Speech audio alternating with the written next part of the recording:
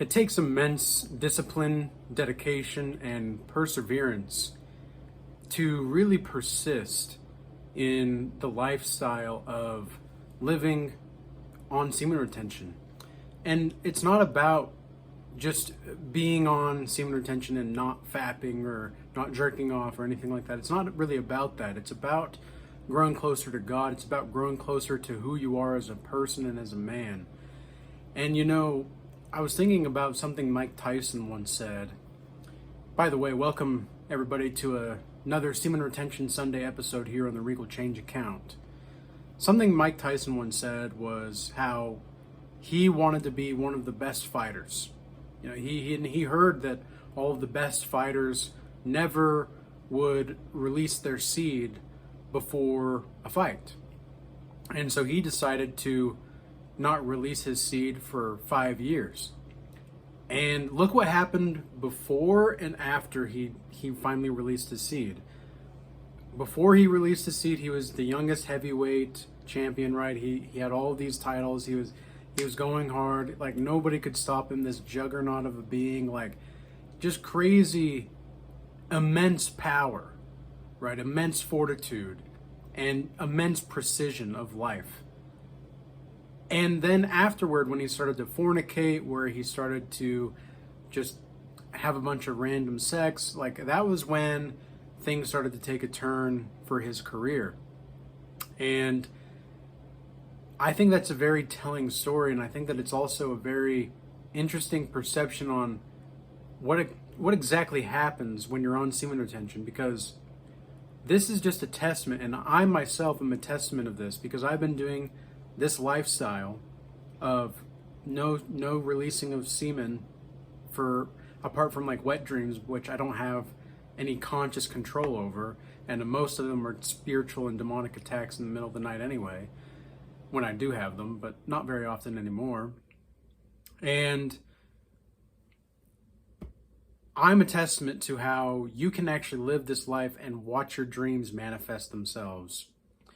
Your dreams will literally just be birthed into reality by you simply trying to get right with God. And one of the best ways you can do that is through semen retention. And if you're a woman, it's going to be just through acts of purity. I don't think masturbation for any man or woman is going to be godly unless you are with your spouse and you're doing things together, and that's between you and your spouse, right? I think if you are with your spouse, if you're doing certain things with the spouse, that's between you and the spouse. It's not between anybody else, and nobody else really needs to, of course, unless there's some kind of abuse going on. But when you're in a godly relationship, you just know. Like, it's not really going to be like, oh, is this person godly? Their actions are just going to demonstrate to you that they are godly, and that they're a person of their word, and that they are people that actually value how they live their lives and what they do and how they do things.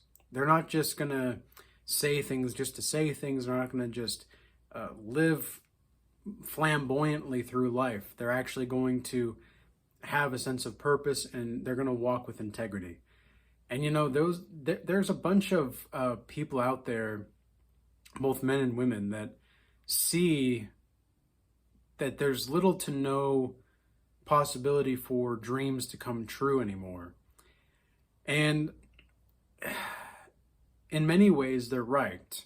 But in other ways, I think they're absolutely wrong. For example, today at the gym, I was at the gym this morning, and I could overhear, while I was doing some pull-ups, I could overhear somebody talking about how you need to make 100K just to be able to afford a house nowadays, right? And it's like, well, he's not really wrong. But the thing is it's still on the superficial level.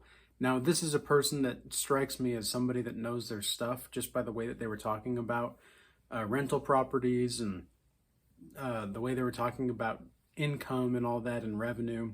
It seemed like they knew what they were talking about.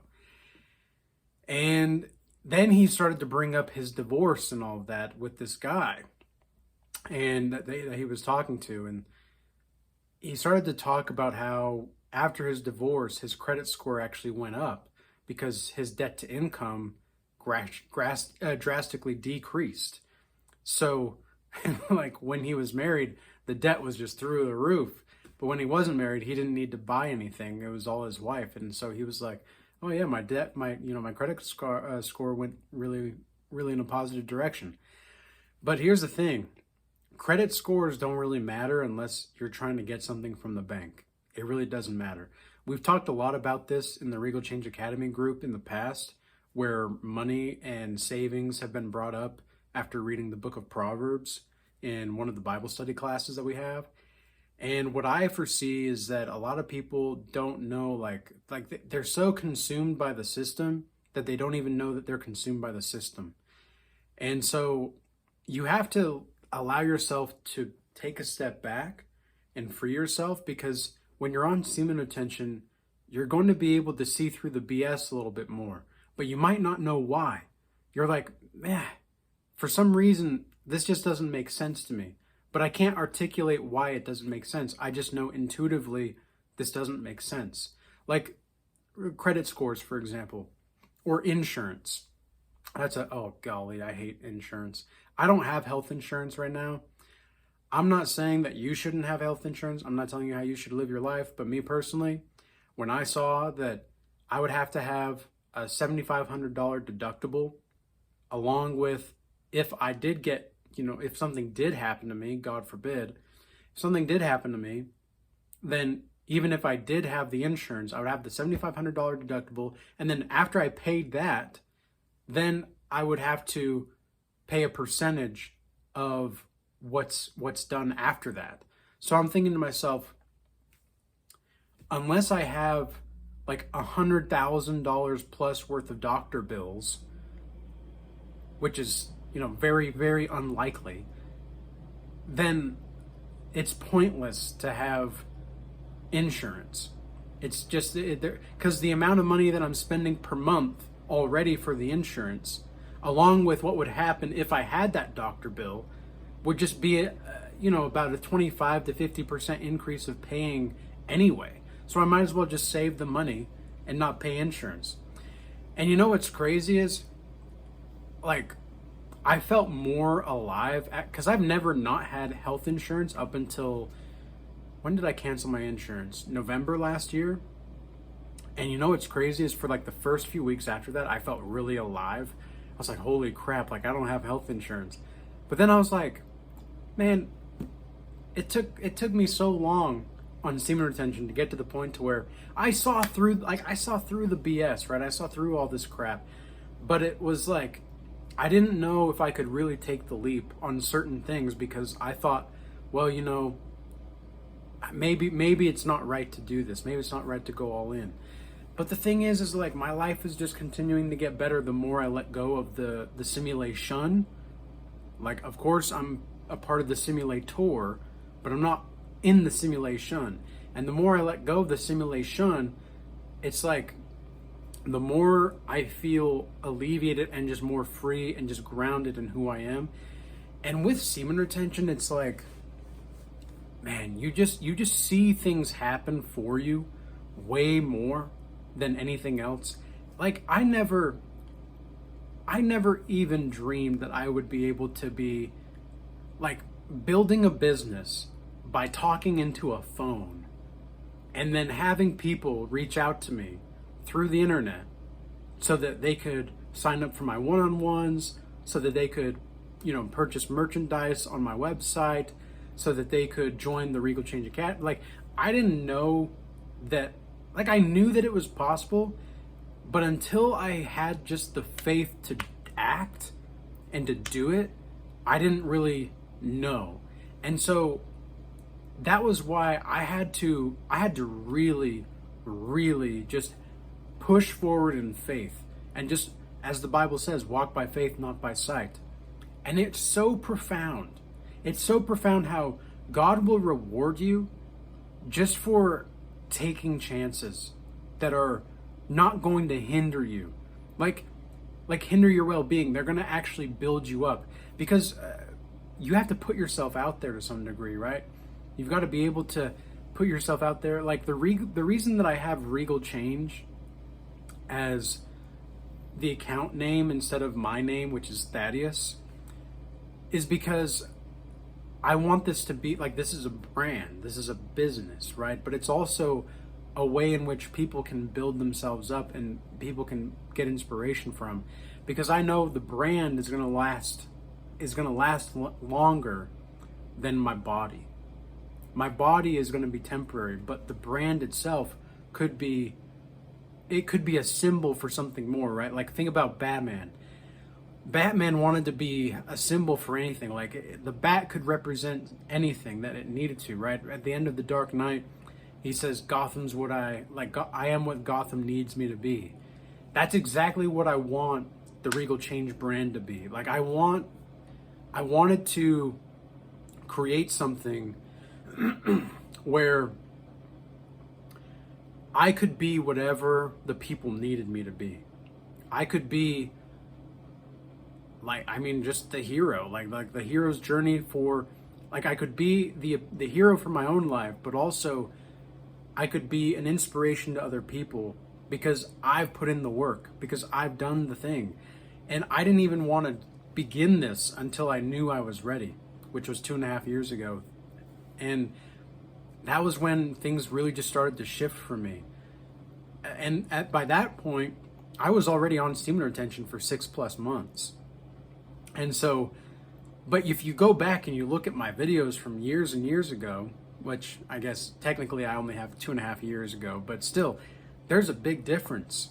And I can see the cadence, I can see the power, even in myself. I look back and I'm like, holy moly. But that's the thing, right? Is you have to just go for it. If you're doing something completely new, but you know that this is going to be something that you want to manifest because God's either called you to do so, or you just want to follow whatever it is that you have, that drive in you, that ambition in you, you have to just trust the process, man. You have to trust the process. You have to trust what it is that you're doing is going to be in accordance to the law, statutes, and commandments of God, and that you're building whatever it is you need to build. I never dreamed, like 5 years ago, if you told me that I would have more women available to me to choose from. Because like they're choosing me, now I get to choose which one I want. It's just, I could pretty much just walk into a room now and just, I can see which women are feeling me and which ones are not. And I could see which ones I'm feeling and which ones I'm not. And then I'm going to be able to like gauge energetically the compatibility that I'll have with somebody, like with a woman. It's crazy. Even with people, like in general, like if it's a guy, I'll be able to see if we're going to be compatible with like building a friendship or building a business or whatnot. I can tell just by the energy and the aura of the person. And then with women though, it's like, okay, I can be compatible with this one. I'm not going to be compatible with that one. Like you can just kind of intuitively feel that. And I never ever got that before semen retention. I never got that feeling. Like I could get like maybe a hint of it here and there, but I was always a depleted coomer. And I guess I really wasn't compared to like most guys, I suppose, because I was only playing with myself like once or twice a week at the time when I was a depleted coomer and a beta, which is still too much. But like, man, some guys do like 2 to 3 times a day. Can you imagine? Oh my gosh. It's just so foreign to me now. The idea of jerking off is just so foreign to me that like, I just have no desire to do so anymore unless I'm with a woman then I'm actually just going to do the thing that God made to create. Like God created sex. He didn't create fornication. He didn't create hookups, culture, and all that. God created sex for a reason, but it wasn't just for, whatever. It was for a purpose, and that was to create a family. And so I don't plan to do anything like that until I meet the woman that I have and that I'm going to be with to create a family with. I'm just not going to do it. And you know what's crazy is, like, I've even thought about the levels of which I would even want to participate in physical activity with a woman until I know that we're going to be building a family together. And it's kind of bizarre. I never thought, like, at first I thought, man, this is a bit too prude. Like, this is like kind of a prude thing. But you know, I've been thinking, I wonder if it's entirely reasonable to not kiss a woman before you plan to have a family with her. I'm genuinely wondering that, because the reason being is because this is not where I thought the video was going to go, but we're here. Because this is part of like the dream manifestation, I suppose. So anyway, we'll keep it on part. We're gonna wrap this up and put a bow on it. But it's like, I've been thinking how I don't know why it would be necessary to even kiss a woman unless you're planning to be with her long term. Because yeah, people will say, "Oh, well, you need experience. You need experience." It's like, do you? Like, because I think it's fairly natural. Like as if you can talk about sexual stuff without getting excited with the woman, and then have an understanding of the time and place of where that's going to be. Like, you can still flirt and all that, but like, you have to talk about these things reasonably and logistically, and making sure that you're reasonable in your approach. And I'm not telling you you should do this. I'm not saying that you shouldn't do this. I'm just saying that this is something I've been thinking about, and I have not yet concluded on whether or not I think that this is the route to go. But it's something that I legitimately have thought about, because the more I'm on semen retention, the more I'm like, I don't even need to physically interact with a woman intimately, like more than a kiss, unless I'm going to be planning to have a baby with her. I really don't. Like, can you think of a reason, if unless you're just filled with lust, right? Unless you just want to, you know, have your fun, right? Whatever, which I don't recommend. But, and I'm not recommending you, I want to be clear, I'm not recommending you to be a prude and to just, you know, be alone in your basement eating Cheetos and playing video games either. That's not what I'm saying. I'm saying that you need to just create yourself spiritually. Like, be with yourself spiritually as a man.